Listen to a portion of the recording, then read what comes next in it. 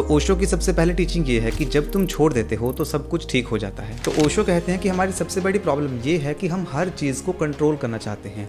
हम चाहते हैं कि लोग हमारी मर्जी से ही बिहेव करें। जो मैंने फ्यूचर के लिए प्लानिंग कर रखी है ठीक वैसा ही होना चाहिए। लेकिन जीवन कभी भी किसी की इच्छा से नहीं चलता, जीवन अपनी धारा में बहता है। यही कारण है कि ओशो बार बार कहते हैं छोड़ दो, सब अपने आप ठीक हो जाएगा। इसका मतलब ये नहीं है कि आप मेहनत करना छोड़ दो या जिम्मेवारियां ही छोड़ दो। ओशो का छोड़ना हार मानना नहीं है। ओशो बस इतना कह रहे हैं कि आपको रिजल्ट पर फोकस नहीं करना है, बस परिणाम को छोड़ दो। आपने देखा होगा जितना ज्यादा हम किसी चीज को पकड़ने की कोशिश करते हैं वो हमसे उतनी ही दूर हो जाती है, चाहे कोई रिलेशनशिप हो, पैसा हो या फिर सफलता। ओशो इसको एक्सप्लेन करने के लिए एक बहुत ही इजी एग्जाम्पल देते हैं। अगर आप किसी फूल को बहुत जोर से पकड़ लोगे तो उसकी सारी पंखुड़ियां टूट जाएंगी, लेकिन अगर आप उसे बस रहने दोगे तो वो अपनी खूबसूरती से खिलता रहेगा। लाइफ भी ठीक उसी तरह है। जितना आप लाइफ को कंट्रोल करने की कोशिश करोगे आपको उतना ही स्ट्रगल करना पड़ेगा, और जितना एक्सेप्ट करोगे उतनी ही आपको पीस मिलेगी। यही बात श्री कृष्ण श्रीमद् भगवद गीता में कहते हैं, कर्मण्येवाधिकारस्ते मां फलेषु कदाचन। तुम्हारा अधिकार सिर्फ कर्म करने पर है, ना कि उसके फल पर। ओशो कहते हैं कि पकड़ हमेशा डर पैदा करती है। क्या होगा अगर ये रिश्ता टूट गया? क्या होगा अगर पैसा नहीं रहा? क्या होगा अगर सब भी मुझे छोड़कर चले गए? लेकिन जिसने छोड़ना सीख लिया उसके पास खोने को कुछ नहीं बचता।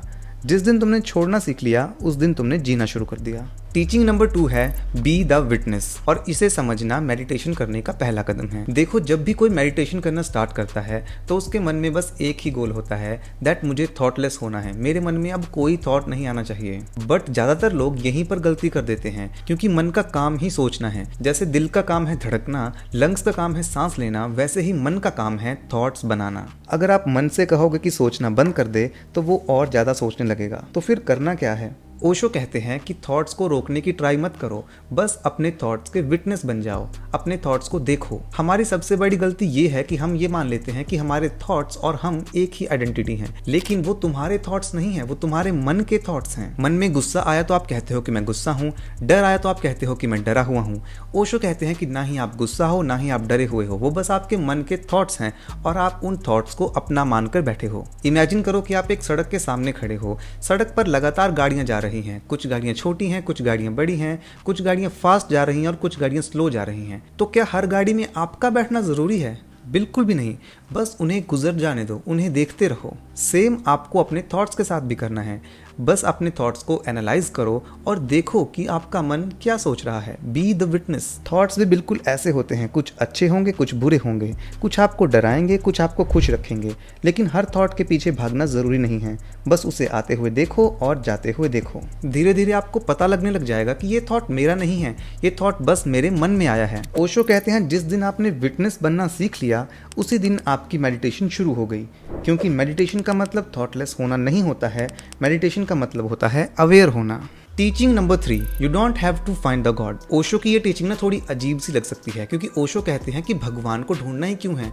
ढूंढा उस चीज को जाता है जो कि खो गई है। भगवान भाई कहाँ खो गए हैं? भगवान को नहीं ढूंढना है। सुनने में ये बात बहुत स्ट्रेंज लगती है। बचपन से ही हमें ये सिखाया गया है कि यार मंदिर जाओ, तीर्थ करो, व्रत रखो और पूजा पाठ करो। लेकिन ओशो कहते हैं कि असली सवाल ये नहीं है कि भगवान कहाँ है, असली सवाल ये है कि क्या तुम खुद को जानते हो। इस बात को एक्सप्लेन करने के लिए ओशो ने गौतम बुद्ध का एग्जाम्पल दिया है। गौतम बुद्ध के पास हर एक लग्जरी थी, वो महलों में रहते थे, लेकिन फिर भी उन्होंने डिसाइड किया कि मुझे भगवान को खोजना है, मुझे ये खोजना है कि सफरिंग्स का अंत कैसे होगा और अगर भगवान है तो उन्हें कैसे पाया जा सकता है। उन्होंने सालों तक गुरुओं से सीखा। किसी ने कहा तपस्या करो, किसी ने कहा उपवास रखो, किसी ने कहा शरीर को कष्ट दो। बुद्ध ने 6 सालों तक लगभग हर तरीका अपनाया, लेकिन उन्हें भगवान नहीं मिले और अंत में वो बोधि वृक्ष के नीचे बैठ गए और उन्होंने बाहर देखना बंद किया और अंदर देखना चालू किया, और इसके बाद वो एनलाइटेंड हो गए। इंटरेस्टिंग बात यह है कि एनलाइटमेंट के बाद भी बुद्ध ने कभी ये नहीं कहा कि मुझे भगवान मिल गए हैं। वो बस खुद को अवेयर बताते हैं। उन्होंने सिर्फ इतना कहा कि उनकी आंखें खुल गई हैं।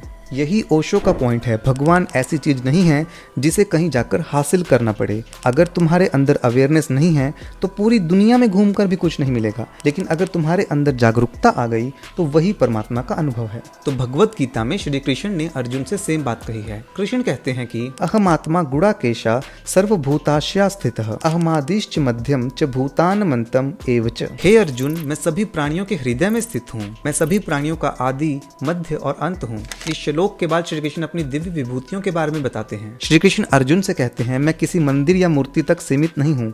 आदित्यों में मैं विष्णु हूँ, प्रकाश में सूर्य हूँ, वेदों में मैं सामवेद हूँ, इंद्रियों में मैं मन हूँ, सभी प्राणियों में मैं चेतना हूँ, शब्दों में ओम हूँ और पर्वतों में हिमालय हूँ। कृष्ण का संदेश बिल्कुल स्पष्ट है।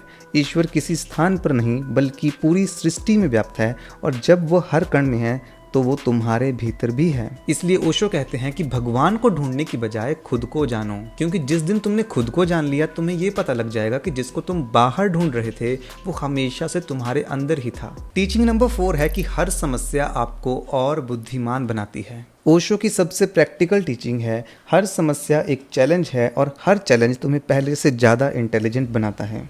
लोग अक्सर सोचते हैं कि आध्यात्मिक मार्ग पर चलने के बाद उनकी समस्याएं बहुत ज़्यादा कम हो जाएंगी।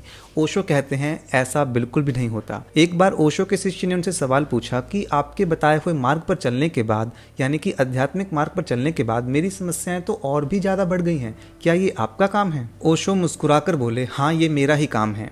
मैं तुम्हारी समस्या नहीं बढ़ाता, मैं तुम्हें और जागरूक बनाता हूँ, मैं तुम्हें और अवेयर बनाता हूँ और जैसे जैसे जागरूकता बढ़ती है वैसे वैसे तुम्हें अपनी समस्याएं दिखने लगती हैं। ओशो इसके लिए बहुत ही अच्छा एग्जाम्पल देते हैं। इमेजिन करो कि एक कमरा है, वो बहुत सालों से बंद पड़ा हुआ है, तो उसके अंदर अब जाले होंगे, मकड़ियाँ होंगी, मे बी सांप होगा, बिच्छू होगा, चींटियाँ होंगी, लेकिन ये सब आपको अंधेरे में कभी नहीं दिखाई देगा। और अगर अब आप जाकर उस कमरे में एक दीपक जला दोगे तो आपको सब कुछ दिखाई देने लगेगा। तो क्या दिए की रोशनी ने सांप और बिच्छू पैदा किए?